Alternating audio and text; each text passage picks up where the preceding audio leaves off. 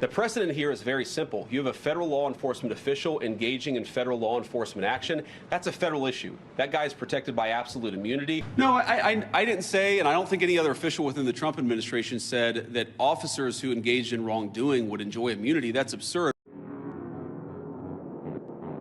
School district here is alleging ICE agents detained a 5-year-old very Israeli after preschool on Tuesday. We've also seen multiple American citizens detained by ICE from the last 6 weeks. Are you proud of how your administration is conducting this immigration crackdown here in Minnesota? Yes, he is. Next question. Well, I'm proud of the fact that we're standing behind law enforcement, and I'm proud of the fact that we're enforcing the country's laws. But, you asked a question about this 5-year-old kid. I actually saw this terrible story while I was coming to Minneapolis. We just left Toledo, Ohio this morning for an economic messaging event. And I see this story, and I'm a father of a 5-year-old, actually, a 5-year-old little boy. And I think to myself, oh my God, this is terrible. And then I remembered, if somebody kidnapped my child and held them outside my house, I wouldn't give a shit. So, frankly, skill issue on the part of the parents. How did we arrest a 5-year-old? Well, I do a little bit more follow-up research. And what I find is that the 5-year-old was not arrested, that his dad was an illegal alien. And then when they went to arrest his illegal alien father, the father ran. So the story is that ICE detained a 5-year-old. Well, what are they supposed to do? Incredible stuff coming out of this administration. They didn't arrest the 5-year-old. They merely kidnapped him and used it. Like, dog, that was the accusation. Are they supposed to let a 5-year-old child freeze to death? Are they not supposed to arrest an illegal alien in the United States of America? If the argument is JD Vance being told to go out there and eat shit by the admin, unironically, yeah, like he's like a fucking suicide bomber right now. It's crazy. They're using him as a sponge for all the evil of this administration and tanking his ability to win in 2028. You would think the smart thing to do would be to just lie to Trump and then have Trump defend everything the admin does. But for some reason, they're letting Trump, the guy who will not be alive for much longer, sit back and do nothing, while JD Vance, the guy who's like 40 years younger, is out here tanking every optically damaging behavior done on behalf of the administration. I have no idea why they put him in the position. They're making 2028 unwinnable for him. Trump pulling a Biden. It is pretty funny.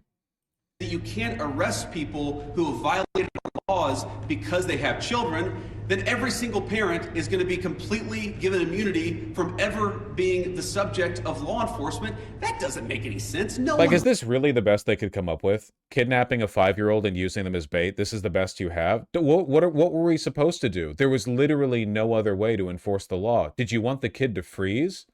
He's midwitting so hard. Exactly, man. Well, you know what Trump would do? Trump would call the person asking the question a traitor and fat. And if they were a woman, he'd call them a piggy and say, I liked you when you wore different makeup better. And then he would move on to the next question. And that would work better. This doesn't appeal to anyone. Fascists don't want to see their fascism, logically justified. They just want to see blood, And this isn't going to convince anybody, left of spectrum. So it's... thinks that makes any sense.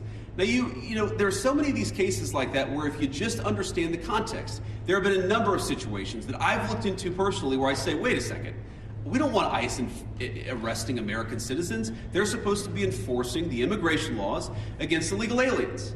So then I look into it and I find out that the American citizen who was arrested took a swing at an ICE officer. You can't have that happen. And of course they have to defend themselves. You can't have that happen. And of course they have to defend themselves.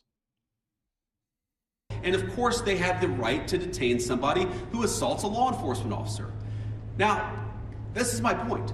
Do we want these things to happen? Do we want these arrests to be so chaotic? No, we don't. These guys want it least of all. But it's just so fucking pathetic, dude. Over and over. Again, the people who like you want blood. They want you to get up here in front of the microphone at the podium and say, we'll do it again because we love it.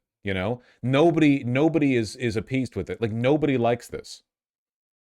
The 5-year-old was reportedly autistic, so no attention needs to currently getting. Okay, I'm not to be ableist or whatever, or not ableist. I don't know. Whatever faux pas I'm committing here, I apologize for it, but I don't think that... I guess what I'm saying is if I thought it was an autistic 5-year-old and then I learned that it was an allistic 5-year-old, I probably wouldn't be like, oh, thank God, that's better.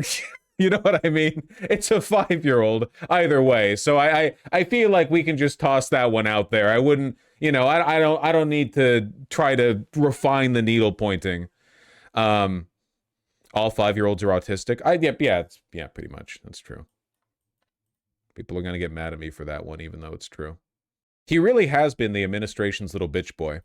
J.D. Vance recently walked back on his repeated statements that ICE agents have unlimited immunity, or what is it? Sorry, absolute immunity to their behavior. The precedent here is very simple. You have a federal law enforcement official engaging in federal law enforcement action. That's a federal issue. That guy is protected by absolute immunity. No, I didn't say, and I don't think any other official within the Trump administration said that officers who engaged in wrongdoing would enjoy immunity. That's absurd.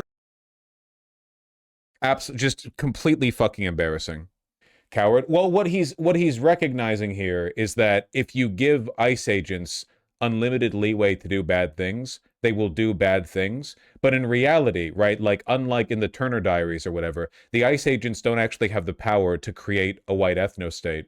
They're just, like, making things worse for everyone, you know? Trust me, the administration is not benefiting from the impropriety of ICE and Border Patrol agents. I promise you. The murder of Renee Good, and now the murder of the 37-year-old man in Minneapolis, whose name is known, but I don't currently know it.